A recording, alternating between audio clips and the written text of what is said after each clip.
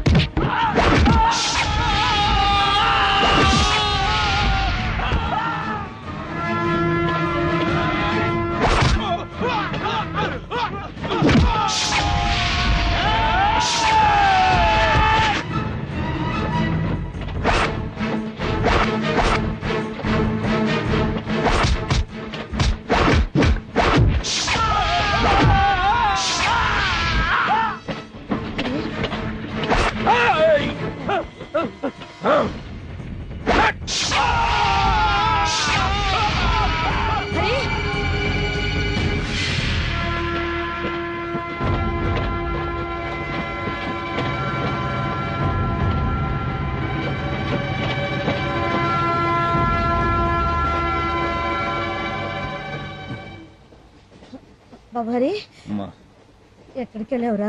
ఎవరు బాబు వాళ్ళు? మిమ్మల్ని చూస్తే మంచివారిలాగా ఉన్నారు. వాళ్ళు మిమ్మల్ని చంపడానికి ఎందుకు చూస్తున్నారు? మీరే అన్నారు కదా సార్ మంచివాళ్ళని. అది చాలదా మమ్మల్ని చంపడానికి? నువ్వేం చెప్తున్నావో నాకు అర్థం కావట్లేదు. చూడండి, జరిగింది చెప్పే ఓపిక లేదు, చెప్పడానికి ఇది సమయం కాదు. కంటి చూపు పోయిన నా తల్లిని నేను కాపాడుకోవాలి. పోనీ ఎక్కడికి వెళ్తున్నారో చెప్తారా? వైజాగ్. ఎవరున్నారు అక్కడ? 12 లక్షల మంది జనాభా. అంటే నీకెవ్వరూ లేరన్నమాట. చూడు బాబు, నీకు న్యాయం అయితే చేయలేను, కానీ నా చేతైనంతలో సాయం చేస్తాను. నాతో వస్తావా? సాయం చేస్తానంటున్నారుగా, తప్పకుండా వస్తాం.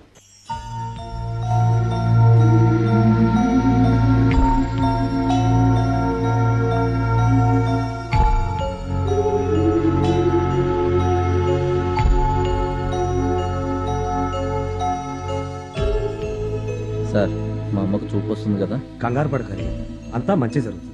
అన్నట్టు నువ్వు నన్ను సార్ సార్ అని పిలవకు, బాబాయ్ అని పిలువు. అలాగే సార్. డాక్టర్ గారు పిలుస్తున్నారు.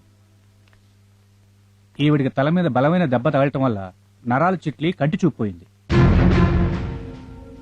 కంటి చూపు రావాలంటే ఆపరేషన్ చేయాలి. దానికి 1,00,000 రూపాయలు అవుతుంది.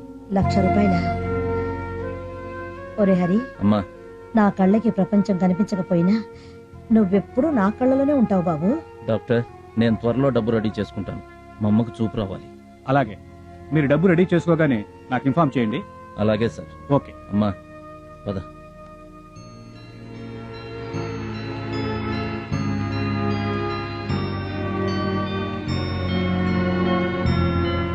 Auto auto. అంకుల్, మీరేంటి ఇక్కడున్నారు? హరి వాళ్ళ అమ్మకి బాగా లేకపోతే తీసుకొచ్చాను. ఆహా, జాగ్రత్త.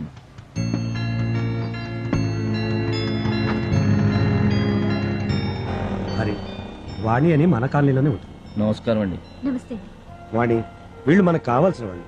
ఇవాళ నుంచి మన కాలనీలోనే మా పక్క పోర్షన్లో ఉంటారు.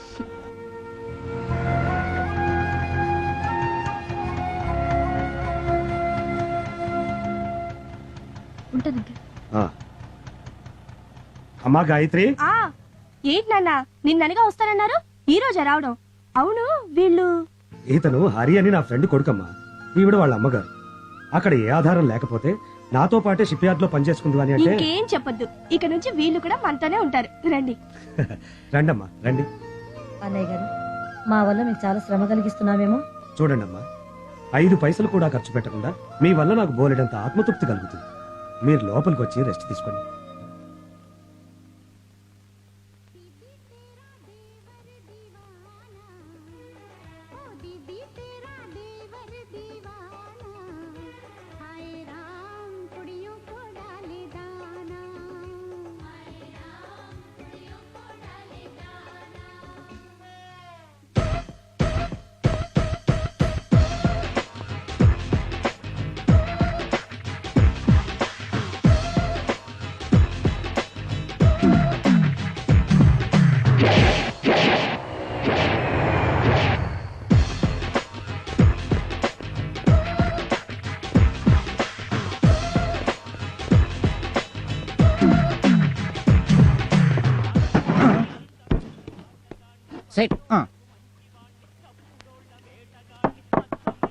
బావా అసలు మనం మందు ఎందుకు కొడుతున్నట్టు? అమ్మా కొట్టింది ఇక్కడ. కరెక్టే. చెప్పా.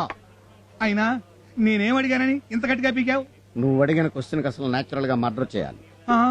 ఆ, నీలాంటోడే సీఎంఐ సీట్ లోకి వచ్చి 5 ఏళ్ళు అయ్యాక అసలు నేను పాలిటిక్స్ లోకి ఎందుకు వచ్చాను అని ఆలోచించాడంట. అర్థం కాలేదు బావా. అసలు నీ క్వశ్చన్ ఏంటి? మనం మందు ఎందుకు తాగుతున్నావునే కదా. అవును, నువ్వెందుకు తాగుతున్నావో నాకు తెలియదు, కానీ నేను మాత్రం మన ప్రభుత్వాన్ని నిలబెట్టడానికే తాగుతున్నాను. అలాగా? ఎస్. 366 రోజులు మెడికల్ షాపులు మూసేసినా మనకు వచ్చే నష్టం ఏమీ లేదు. ఆ. జస్ట్ జనాభా తగ్గుద్దంతే. కానీ 6 రోజులు బ్రాందీ షాపులు మూసేస్తే మాత్రం ప్రభుత్వానికి బోలెడంత బొక్క. ఆ, మందుకు అంత వాల్యూ ఉందా బావా? వాల్యూ లేని నీకేం తెలుసురా మందు వాల్యూ గురించే. సరే గాని బావా, ఆ. నేను ఇలా రోజు నీకు మందు పోయిస్తుంటే తాగటమేనా? వాణి నాకు ఇచ్చి పెళ్లి చేసే ఉద్దేశం ఉందా లేదా? ఎందుకు లేదు? వాళ్ళ అమ్మకి అది పుట్టగానే చెప్పాను. 6 అయినా సరే మన రాణి మల్లిగాడి పెళ్ళమని. అందుకు అత్తే ఉంది మరి. అంటానుకుంటే కదా ఆ మాటనగానే అది పోయింది. పోయిందా? ఉమ్. పోయిందా? ఉమ్. ఆయ్ బాబా, మా అమ్మాయి నిన్ను బార్ల వెంటొచ్చి ఇలా తాగదని చెప్పానా? తాగొద్దని తాగి వాగొద్దని చెప్పావమ్మా, కానీ మల్లిగాడి పుట్టినరోజు అంటేని ఆ. మావయ్య, నీకు అసలు బుద్ధుందా? ఆడికి బుద్ధుంటే నాకు మంది ఎందుకు పోయిస్తాడమ్మా. చూడు, మా నాన్నకి మందు పోసి నన్ను పెళ్లి చేసుకోవాలనుకుంటున్నావేమో. అదేం కుదరదు. నువ్వు పద. పద. బావా చూడు బావా. నేను చూడరా. బావా లేకపోతే ఏంట్రా, నా బంగారం లాంటి కూతురు నీ తాగుబోతు మొహానికి ఇచ్చి చేస్తాను అనుకున్నావా? నేను చిరంజీవికి ఇచ్చి చేస్తా. చిరంజీవికి పెళ్లి అయిపోయిందిగా. అతని తమ్ముడు పవన్ కళ్యాణ్కి ఇచ్చి చేస్తా. నీకెందుకురా? నువ్వు పద. పద. పవన్ కళ్యాణ్ కా? అమ్మాయే సన్నగా అరనవ్వే నవ్వగా మతి తప్పి కుర్రాళ్ళే మంచాన పడ్డారే.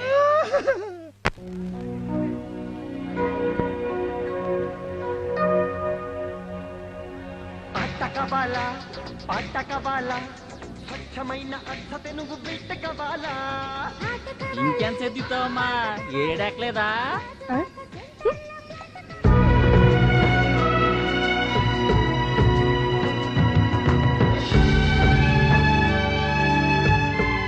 హరి, ఏంటి బాబాయ్?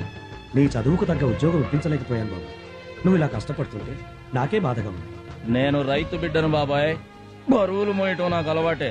అయినా మన చదువులు మనకింత తిండి పెట్టాలని ఆలోచించాలి గాని కుర్చీల్లో కూర్చోబెట్టాలనో ఏసీల్లో పడుకోబెట్టాలనో ఆలోచించకూడదు. సభాష్ బాసు, కొటేషన్ అద్దరు కొట్టేశావు.